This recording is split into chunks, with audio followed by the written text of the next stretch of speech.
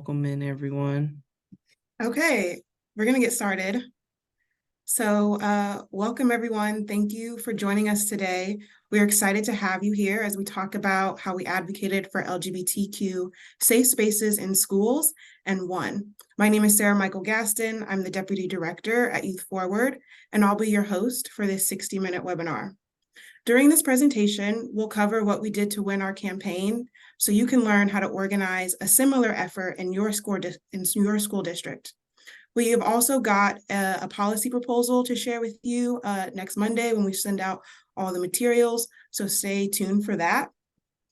As for housekeeping, feel free to drop your questions in the question feature throughout our event. We'll answer them at the end, and definitely interact with us in the chat box with your comments and your experiences. We love to hear them. It makes the webinar that much more engaging. And also, don't worry about taking notes. We will send the webinar recording, the slide deck, and any other material via email by next Monday. Now, let me briefly introduce you to our other speakers. We have Araiye Thomas-Haysbert. She goes by Ray, and she's our youth organizer with Youth Forward. Ray, along with myself, will be speaking on the importance of LGBTQ safe spaces and our strategy for making change at the school district level.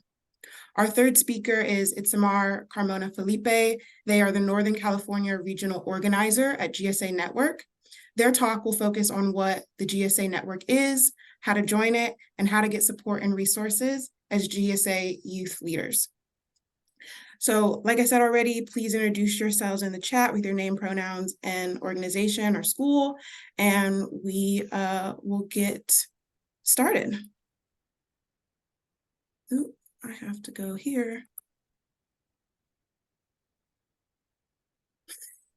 I'm waiting for the slide to change.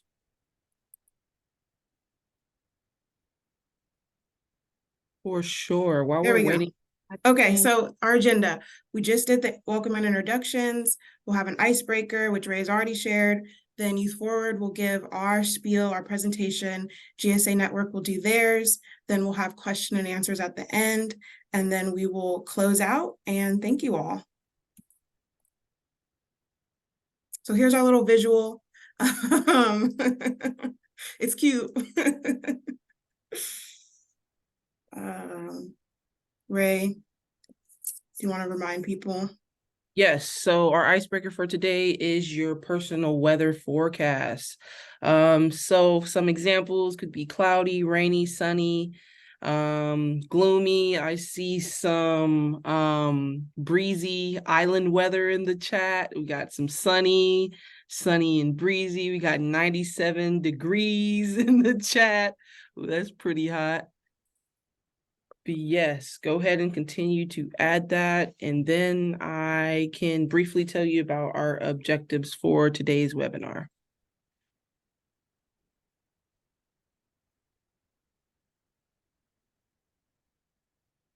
All right, so let's talk briefly about our objectives for this webinar. So our first objective is to learn about the importance of supporting LGBTQ youth and creating affirming spaces and safe schools.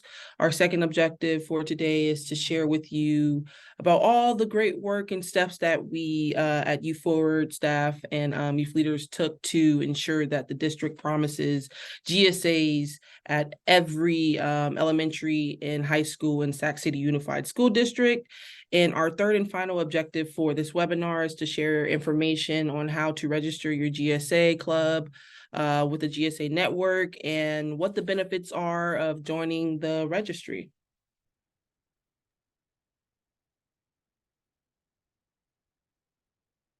Okay, so introduction of Youth Forward. We are a 501c3 nonprofit, and our mission is to create smart solutions to improve the health, education, and well-being of our most vulnerable children and youth. We accomplish this through policy advocacy, youth development, education, and community action. Essentially, we do policy and systems change work locally and statewide to support young people. Our primary goals are to increase investments in our young people, promote youth leadership and voice in the policymaking process, and to reduce the criminalization and marginalization of youth. A big chunk of our work is done in our local high schools where we support youth mental health. We provide a lunchtime program called Motivate Youth, in which students come to decompress, have fun, get support from young adults, and learn practices to support their mental wellness. Most of these students that participate are youth of color, and we consider ourselves near peer mentors to them. And this is significant because being on high schools is how we get connected to teenagers and connected to ones that want to be a part of the LGBTQ Safe Spaces advocacy campaign. So I gotta get to the right thing. Let's get into the meat and potatoes, the 8 steps for advocacy and implementation. It's important to define the cause and steps for your advocacy.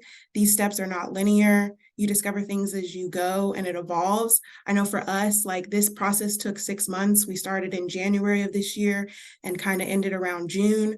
So there might be some things that we miss. Please, if you have questions, remember them, put them in the chat, and we'll answer them at the end if you're confused. 1, you want to define the issue and your goals. 2, develop a proposal, message points. 3, identify advocacy partners, test the issue and coalition build.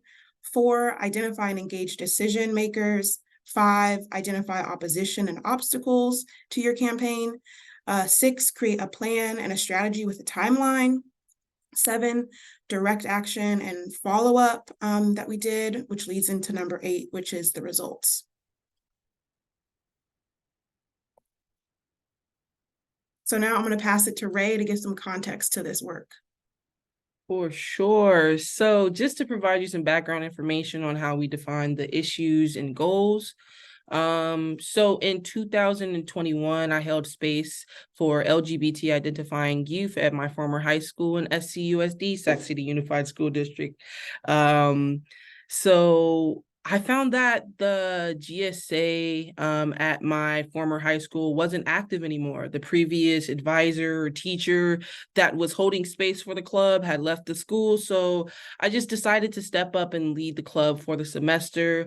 And I know from when I was going to the school that the GSA club was really just like a safe space for me to go and just be myself.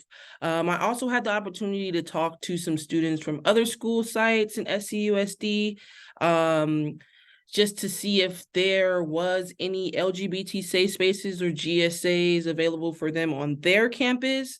And if so, why not? I was told that similar to my former high school, that, some campuses struggle with retaining teachers or advisors, and sometimes even student members to continue on the club, as some teachers, might move to another school site or students graduate. But I always felt like it was imperative that there are LGBT safe spaces. So GSAs are important because they provide a safe space and supportive environment for our lesbian, gay, bisexual, transgender, and queer students while they are at school. And from then on, we can talk briefly about the issues that we found and the goals that we established. So the issue is definitely that, some school sites just don't have safe spaces for LGBT identifying students or a GSA, or there's lack of continuity when there is a GSA, and being able to make sure it keeps going and it doesn't just stop after a year, or if an advisor leaves or if students graduate. The goal is definitely to make LGBT safe spaces such as GSAs and make it seen as an essential part of the school environment, whether it's on high school or middle school campuses. So the school district passed a policy that mandates that these student clubs will provide safe spaces for identifying students and continue to provide resources for them in coming school years as well. The motive is definitely to improve the health and well-being of LGBTQ students and our youth in general and the overall community.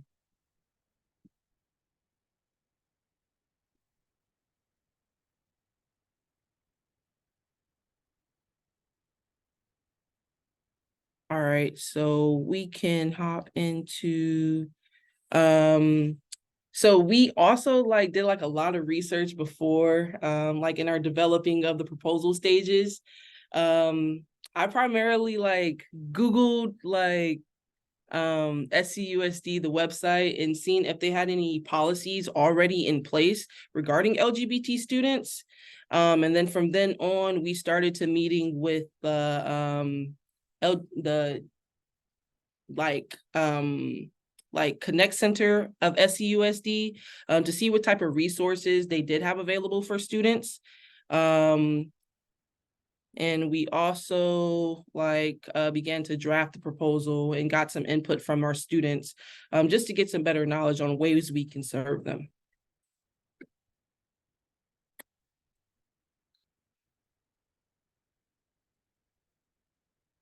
Yep. And right here is some of the statistics that we included in our proposal. Our sources from the Trevor's Project's 2022 National Survey on LGBT Youth Mental Health. So as you can see here, nearly 2 in 5 LGBTQ plus youth reported living in a community that is somewhat or very unaccepting of identifying people. We've seen that at some school sites, GSAs were not really seen as an essential part of the community. They were seen as more so like a nice to have, but not really a must have on school campuses, which I feel is absolutely imperative. So we feel like safe spaces for our youth should be an essential part of the school environment. You have any add-ins, Sarah? Yeah. I was going to say what we learned from the Connect Center, the district's LGBTQ student support services. It's like a division or department that 18 of the 29 middle schools and high schools in the district had GSAs. So that's only about 11 that they had to form or continue or sustain. And that was, I believe, in February, we found that out.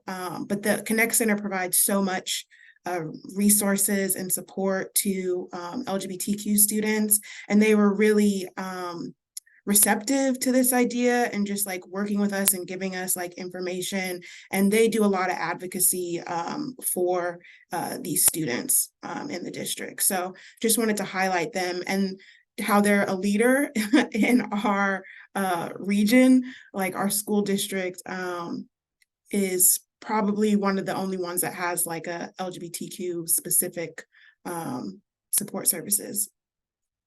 Let's go to the next slide. So our point 3 of the plan is identifying advocacy partners, testing the issue, and coalition building. So this step is about building support and leaders for the cause. Our advocacy partners are orgs or experts that are natural allies to the work we're trying to accomplish. So we sought out the community orgs in our region that support LGBTQ individuals.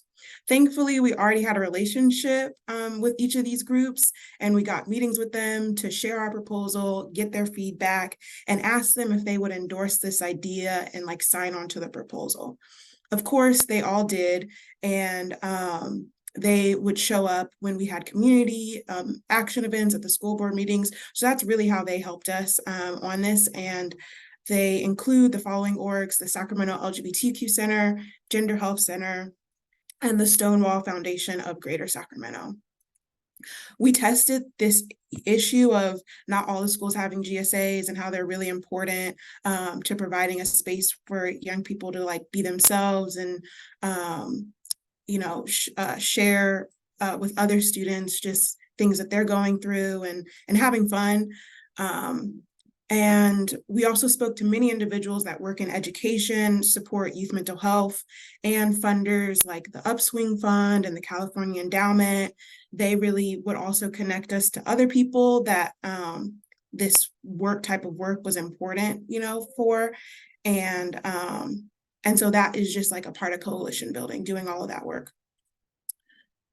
Ray also did many one-to-one or interviews with students to get their reactions and see if they wanted to be a part of this advocacy. So number 4 is identifying decision makers, and the key players in this initiative were the superintendent, the school board members, and then the people who work with the school board members, like the Student Support Services Department. And the superintendent has the power to be like, I'm going to put this policy or this resolution on in front of the other Board of Education trustees. And so that's kind of why they're, at the top, and we'll go into maybe some more detail later about our efforts to try to get the superintendent to just hey, let's add on to a current policy that you have. So those are the key decision makers. Now Ray is going to talk about this step and engaging the decision makers. All right, so I believe it was in early March, we invited School Board President Chinua Rhodes to our office to meet with our young people just to talk about the proposal. I believe we had about 10 youth in attendance from 3 different SCUSD high school campuses in attendance. They expressed why LGBTQ plus safe spaces matter to them. And they also mentioned that some of them had GSAs on campus, and they were really happy to be able to have a space where they can just be their authentic selves unapologetically. But some of the students that attended mentioned that they did not have a GSA on their campus, and how beneficial it would be for them. This meeting was really eye-opening. We got to learn about the resources from the Connect Center, any things that they had coming up at the board meetings. The students were a little nervous to be meeting with a public official, but the board president was very easy to talk to. He answered all of our questions, and we felt like in this meeting we got a lot done. And yeah. Great job, Ray. Yeah, Chinua, the school board president for Sac City Unified, was very receptive to all the things that the young people were saying, and felt like the district was going in this direction. So it was good. It felt good to have someone, a public official that was like an ally, like a champion. I think he even said he's a champion for this work and supporting LGBTQ kids. So let's go to the next one. So you also kind of want to identify opposition and obstacles.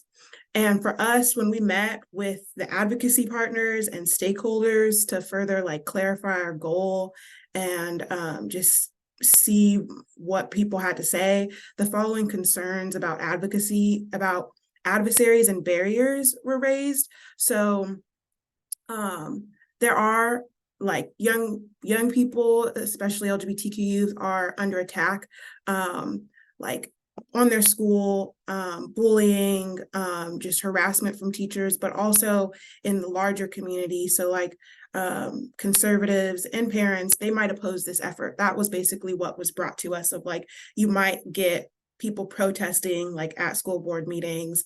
And then also the school district may not have the resources or the funding to support GSAs at schools, right? There was a concern around the money aspect of all of this, but our request of the school district making GSAs mandatory for all middle schools and high schools didn't require the district to spend more money.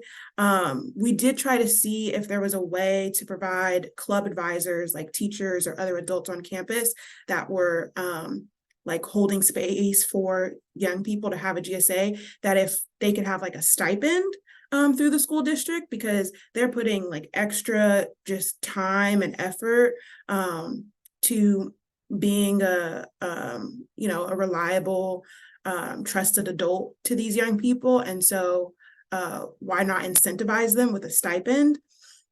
And unfortunately, we didn't quite get that piece, but in terms of money, that was something like we thought about, like how can we incentivize the club advisors?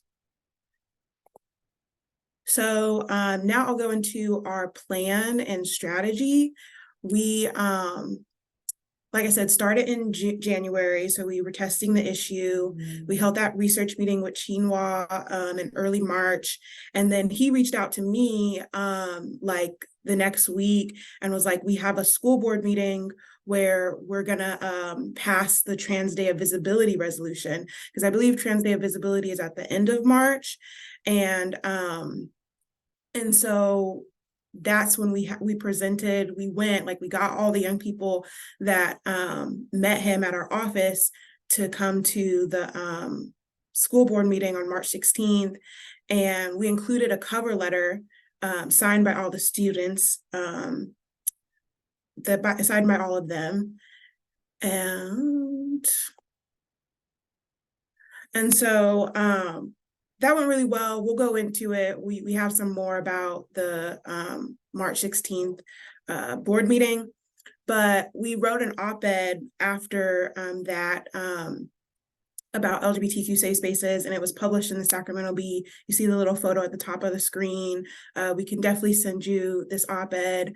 And so with a campaign like this, you have to try to utilize your connections. And thankfully, we had connections to the Sacramento Bee to basically broadcast this solution out, like our idea, like this is important to try to protect our trans, queer, gender nonconforming students as in a time when like they are feeling just vulnerable and definitely, I'm sure, like afraid. So we shared the op-ed out with everyone and persistently followed up with the superintendent for a meeting to discuss a plan for getting all GSAs in the remaining like 11 schools, middle schools and high schools. And that was a lot. Like, don't be deterred if the public officials do not respond back to your emails. Like, you have to get their phone number, call their office, like you have to do all that. So let's go to the direct action. And this is a photo with all the students and Ray. And we had Jeffrey from the Sacramento LGBTQ Center come out and support us. It's probably gonna play like a little ad. I don't got that YouTube, money. But here it is. Hello, the amazing JaVale Penn. My name is JaVale Penn. Can you hear it? Is your microphone on? In front of you. Yeah. Hello. Hey. Hey. Okay. Hello, Sacramento School Board members. My name is JaVale Penn. I'm a free-spirited person. I attend Hiram High School as a senior. I want to start by saying we appreciate all the work that the school district has done supporting the LGBTQIA+ identifying students, including the work completed by the Connect Center and the recent Trans Day of Visibility. We are here today to ask you to create a policy to mandate queer safe spaces, or GSA, Gender and Sexual Alliances, at the middle and high school levels in the Sacramento City Unified School District. We want the school district to require LGBTQ safe spaces and student groups on middle and high school campuses, as well as resources to accomplish this for following reasons, which the research from the Trevor Project shows. It shows that the LGBTQ+ youth who found their school to be affirming to their identities reported lower rates of attempting suicide. And as was stated previously, 45% of the LGBTQ+ youth seriously considered suicide in the past year. This includes more than half of transgender and non-binary. Personally, I feel as if we, the LGBT community, will benefit from this in so many ways. Growing up, I always felt out of place with those who didn't understand me being who I was. I was bullied, ridiculed, and undermined for being a Black, non-heterosexual man. There are so many places for the heterosexual community to be themselves, but it's considered to be normal. Unfortunately, the LGBTQ plus youth don't have that luxury, which is why safe spaces for the LGBTQ students are needed, because youth get the opportunity to be around those who understand and respect their identities. So I feel that safe spaces could unite identifying youth and help US, and help us through our lives. We have passed out the letter and proposal to you at this time. Please read it. Thank you. Thank you so much.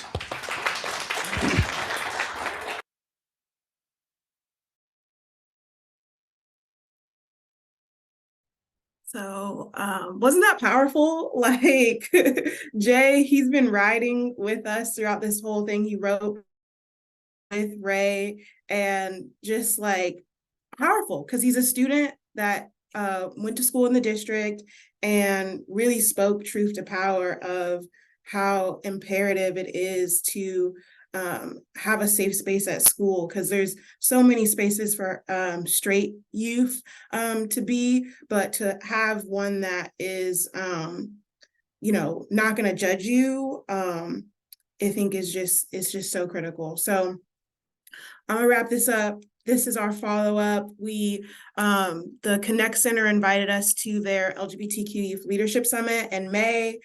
About 50 youth attended. We told them about the proposal and our efforts and just tried to get them, involved. The Sac Stonewall Foundation was there, Gender Health Center was there, and the LGBTQ Center. So we all were there trying to just, support our young people. Ray participated in a Facebook Live with Social Justice Politicore about queer justice and advocacy within the school district to promote our effort. That was rocking. Ray was great.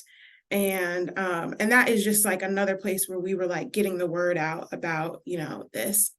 And then Ray continued to email the school board members for meetings after the Trans Day of Visibility resolution, like after Jay had done that public comment. And the photo at the top, it's Ray, Jay, Ray's sister, Nia, Youth Forward coworker. We had a great time at the LGBTQ Summit. So the results. So after Ray had emailed all the board members, one of them reached out, Taylor Kawada, I believe that's how you say their last name. And he proposed the Pride Month resolution in June, and in it, it included a commitment with our proposal language to that the resolution requires the district to provide resources and support for GSAs and encourage the formation of such clubs in all middle schools and high schools. And then during that, we showed up with some of the young people, and I gave a public comment to express our appreciation and really ask for accountability and transparency. Like, it's great that you've included this in the resolution, but we want to know what's the timeline for ensuring that all the middle schools and high schools would have GSAs. And we really wanted them to add that to the resolution. They didn't, but that's okay, because the Connect Center has, like I said, they're amazing. They've been working diligently. And as of this week, they told me that by the end of this month, October, all 29 schools will have a GSA. So that is like truly because of the Connect Center. They successfully formed and are supporting GSAs. And they didn't even really need the resolution, the Pride Month resolution. If you hear me, like, they didn't even need that. They were already about it because it's so important to them. So I'm gonna go to the next slide. We won that. We showed up in front of the school board president, talked to him. They went to the school board meetings and, spoke truth to power. And here we are today. And we just want to bring awareness to all of what we have done so that you can maybe do something similar. And if you want to stay connected with us, Ray and I's emails and phone numbers are on here. Please reach out if you want to hear more about this campaign or you need advice for an effort you're trying to organize. We can try and help you. So now I'm going to hand the mic over to the incomparable Itzamar for their spiel about the GSA Network. Oh, thank you so much, Ray and Sarah, for sharing the amazing work y'all did and are doing. Hello, everybody. Thank y'all for being here today, spending your afternoon with us. My name's Itzamar. My pronouns are they and them, and I'm the Northern California Regional Organizer with GSA Network, and I'll be talking about the work GSA Network does and how we support GSA/LGBTQ plus clubs and club members. So to start us off, I'll be sharing, our mission statement. So GSA Network is a next generation LGBTQ racial and gender justice organization that empowers and trains queer, trans, and allied youth leaders to advocate, organize, and mobilize an intersectional movement for safer schools and healthier communities. So our goal is really to create spaces where young people can step into their leadership and their power and build movements to create safer schools and healthier communities. We are both, you can move on to the next slide. We are both a statewide and nationwide organization. So as you can see, here's a distinction. So GSA Network includes GSA Network of California, which is who I work with. That's my team, which connects clubs across the state. And then there's also the National Association of GSA Network, which unites statewide networks of GSA clubs. So I will be talking specifically through the work that I do with GSA Network of California. But if you're interested in learning more about the work we do at a nationwide level, feel free to check out our website, which will be at the end of my presentation. And yeah, so I just wanted to share that. And I also want to share this video. This video is from 2019 national gathering from youth from Truth Council, which is one of the programs that the national team runs. And I wanted to share this video to share like an example of youth power, which is really why we do this work, right? And instead of hearing it from me, you can hear it from the youth. And this video specifically is talking about how they define liberation.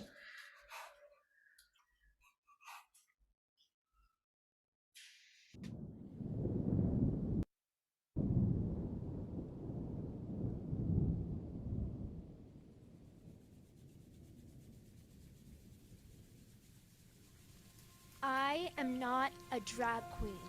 I am a real, proud woman. I found my family at school. Even though our struggles are different, we take care of each other and fight together. Finding my community is remembering the trans women that have come before me and empowering the trans women that are in front of me.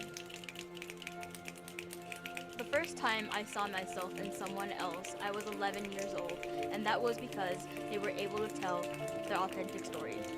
Schools and religious institutions are big influences on how QT talks are perceived in society, painting us as wrong, misguided, and unimportant.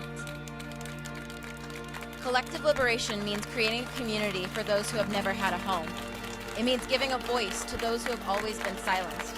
It means giving a face to those who have never been seen. Collective liberation means to never be silenced again, to be part of the spaces that we and our ancestors before us of trans and gender nonconforming identities and people of color have created. It means to change ignorance to education. It means allowing us to live our lives without them being taken away from us.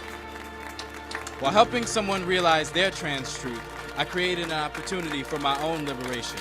While I was unchaining them, they were unchaining me. This is collective liberation. And it is through this ascension that we are allowed to transcend ourselves and create a new world. Liberation is the freedom and the right to be me. Liberation is walking into a room without people being intimidated by my race or sexuality. Liberation is challenging the status quo. Liberation is reclaiming our identities. Liberation is telling our stories. Liberation is reclaiming our collective humanity. Liberation is refusing to be silent in the face of injustice.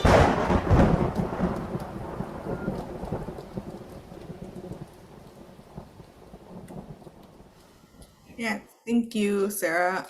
So yeah, shout out to the youth, always doing the important work across all different struggles and movements. And yeah, I hope that was nourishing for y'all and just shows you a little bit of like why we're doing this work, and who we do it with.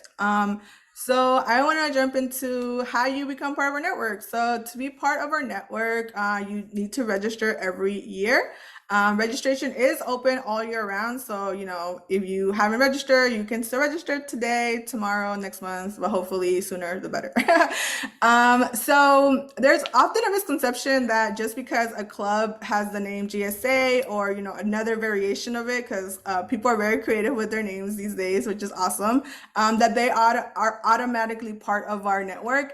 But that's not true. So actually, to be part of the network, like I said, you do have to register, and you have to register every year. And the reason for that is because we want to have the most up-to-date contact information. Like Ray mentioned, like when teachers leave, clubs can die, and so we don't want to be like reaching out to someone who's like no longer there.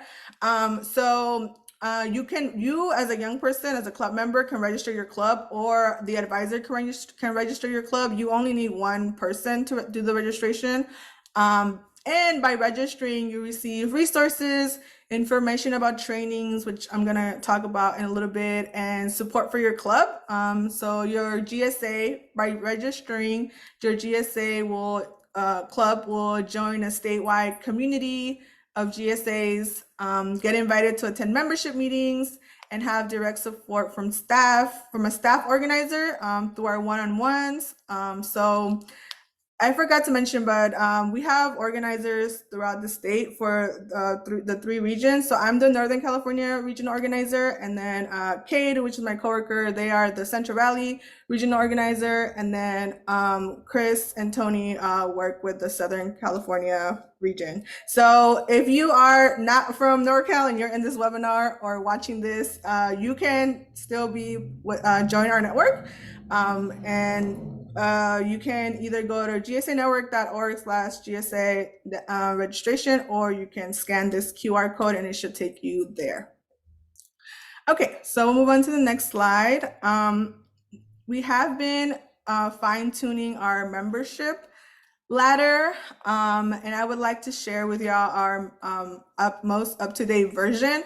So the reason we have a membership ladder is because it gives young people a clear idea or understanding of their involvement with us. So once you register your club, and you're part of our network, right? You automatically become a participant. So that means that you get to have access to our trainings, have access to the organizer, set up a one-on-one if you need support with your club. Maybe you are trying to set up an event but need support organizing that. We can help you with that. There's a lot of things we can help you with, really. It just really depends on what your club needs. So yeah, the membership ladder describes the criteria for how you become a participant and then the benefits that you receive out of it. I'm not going to go through it in depth just because it's a lot. But if you are interested, you should definitely check out our website, because the ladder is also on there, or you can contact me and we can go over it together to see if you are interested in joining us. So the member category is for people who are a bit more involved with our network, and a big criteria for this is signing the membership commitment form and also attending at least 4 of our membership meetings, which happen every month on Zoom on Thursdays, usually the last Thursday of the month. And it's really important to sign a membership commitment form because it gives a clear understanding of like what you are committing to. And so we are really, committed to building and supporting young people's leadership and development, and creating spaces for them to step into their power. So this is like a relationship we're trying to build, and this agreement helps us do that. In addition to being a member, you could also become a member leader, or through 2 ways. So the first way is we call it Path 1, Member Leader Path 1, which just means that you take more of a facilitator role. So you will support with facilitating some membership meetings or maybe workshops at like conferences.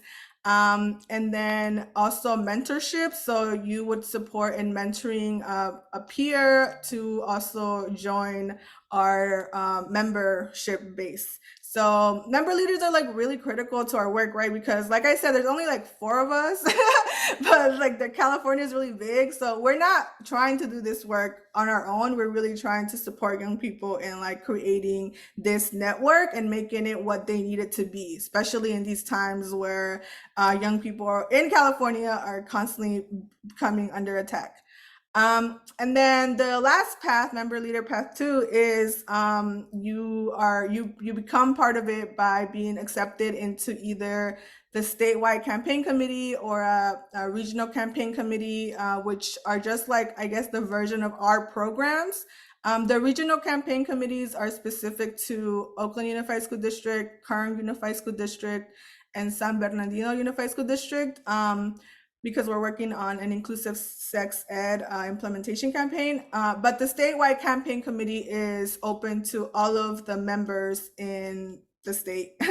And they are doing really amazing work. They're being trained to do Know Your Rights trainings and also analyze data to create a issues agenda.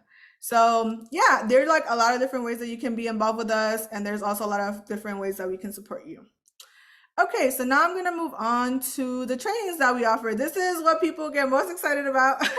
So we do offer a set, I believe this year we're offering like 10 trainings. It's all the ones that you see on here. I'm not going to go over all of them, but I do want to highlight 2 specifically: tips to run your GSA, empower to the people, recruiting for GSAs. If you are starting your club, these are 2 of the fundamental trainings, I would say, because they really help you set the foundation of your club.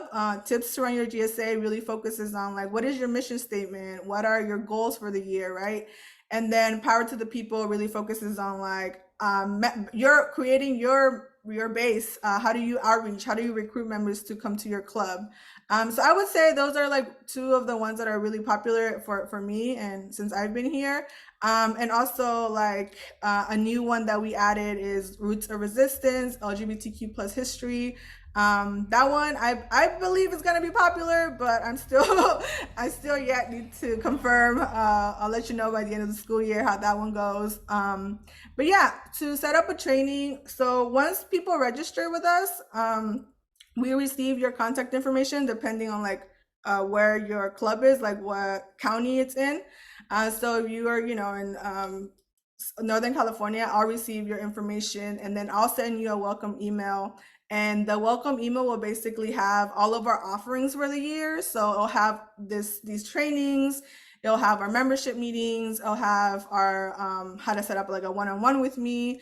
And you can then respond with like, hey, we're interested in this, or like, I have questions about this. And then, we go from there. So it is a 2-way relationship because like I said, there are a lot of clubs and I'll send an email, but I also like need people to like respond, which, it's how relationships work. So yeah. And next slide. So in addition to the trainings that we have on there, I wanted to give a special shout out to our Know Your Rights workshop because this one is a special training since it's accompanied by a survey. The survey responses will be used by the statewide campaign committee, the one I mentioned earlier, as data to create a statewide issues agenda. So we're really excited. I'm really excited about this one. I got to do a couple of Know Your Rights workshops in like rural parts of Northern California, and people were really excited about them. And so I'm really glad that we're like now extending this a little more. So for this training, you get to learn what California laws protect you as a young person, as a student, and your peers, and also, like how to like use those rights, because sometimes we may know what the rights are, but may not always know how to use them when the time comes up. So again, if you're interested in this training, you either email California at GSANetwork.org, because then they will connect you with the region that you're in, or you can also email me and I can also do that as well. Yeah, so last but not least, I want to highlight our membership meetings. So membership meetings are personally one of my favorite things about my job because they are a virtual space that allow club members to connect across the state. So in these meetings, we have community building components. So we'll start off with, like a game or something along the lines of community building. Then we'll have a political education or leadership development workshop, right? So you'll walk out of this space with something that is going to be tangible for you to use. And also, it's a space for youth to share what they have going on in their clubs. So this part is really exciting for young people, I've heard, because they enjoy being able to hear what their peers are doing in other places. And also they get ideas of what they can do in their own clubs, right? So not only are we a resource in terms of like how to support your club, but also your peers in the membership meetings are a resource as well. And I think that's why it's one of my favorites, because it's really like a place of like coming together and learning and sharing. And I think that's beautiful. And so our membership meetings are virtual and they happen, like I said, on Thursdays. Here are all the dates on the screen for fall meetings. They're usually the third Thursday of the month, except for December, it's the first Thursday of the month. And all you have to do to register is go to gsanetwork.org/CA or scan the QR code on the screen, or you can message me. So we can go to the next slide. Here's my contact information. If you want to connect with me, there's my email. It's just I and my last name, Carmona, GSANetwork.org, and my phone number. You can text me or email me, or, just like, text me, email. I said it all. Or follow us on social media. And there's so many ways that you can connect with us. Thank you all for listening. I hope that you join our network. I have been getting a lot of schools from like the Sacramento area, like surrounding Sacramento. So that makes me really excited, and hopefully like want to connect with all of you here. So now I'm going to pass it over to Ray for the Q&A section.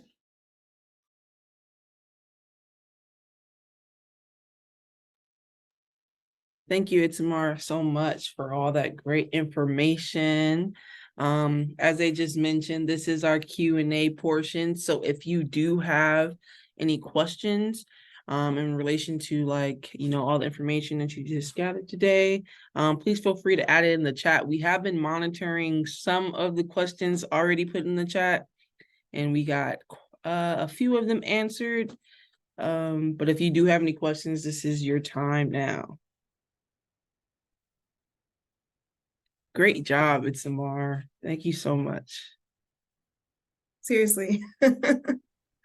Loved your presentation. I answered a question in the chat from Amy about the district that was the only have LGBTQ department, and that I am wrong. Like, Sac City Unified isn't the only district to have a LGBTQ student support services department. Elk Grove Unified has one, and I'm sure there's more. The Connect Center, that's the name for the LGBTQ student support services at Sac City Unified, the Connect Center. Angel in the chat mentioned that Daniel Buffington oversees that department, and he's amazing. He was the main organizer for the Be Brave Be You Youth Leadership Summit that we attended and tabled at. And so I think Angel put their contact information in the question and answer feature thing there. So if you want that, please take a look.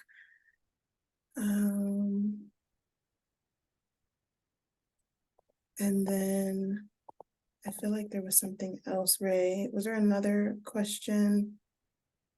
In relation to the links to GSA Network, I think Gabe answered that in the chat. Oh, okay. Autumn, you're asking for our organization's Instagram and other social media? If you are, we can definitely do that. Yes, Autumn says yes. So we'll put our website and Instagram in there. And then Destiny is asking or saying you work with Gender Health Center and want to know how we can support GSAs. I don't know. I think that's a question for the Connect Center, like because they provide safe zone training at the schools. They help students change their name across the school's sites. So like name changer. They also get students connected to like getting binders, among just like a host of like things. So I think that would be where you'd want to go. The Connect Center also has an LGBTQ task force meeting every month. I believe it's the third Wednesday of every month. So they literally had one yesterday. And the attendees of that are club advisors, GSA club advisors, and community partners. So they send representatives. I go to those meetings, and we try to like talk about what's our next, like as a task force, like what's on our agenda, what are we going to do to support young people more. So hope that answers that question. We have 4 more minutes. And I want to be respectful of people's time. So if you have questions, please, or just comments, or you have an observation, please put them in the chat.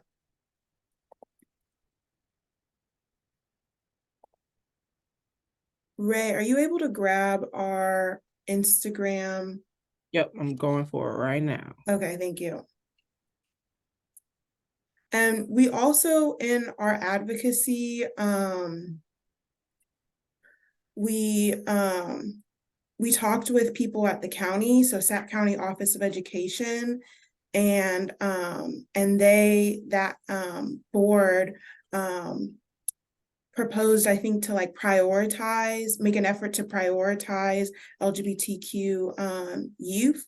And so I went to one of their board meetings and like gave public comment in support of that, because they were really supportive of Sac City Unified passing the Trans Day of Visibility resolution, as well as the Pride resolution.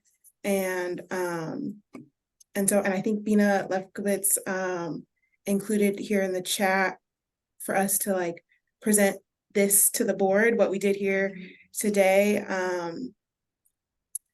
But that also, I feel like is an important place to look. Like, you know, you have your school district, but also talk to your county office of education about them like also being a champion for LGBTQ youth and protecting them, making sure that there's language in their policies that are uplifting and like celebrating young people and celebrating queer and trans young people.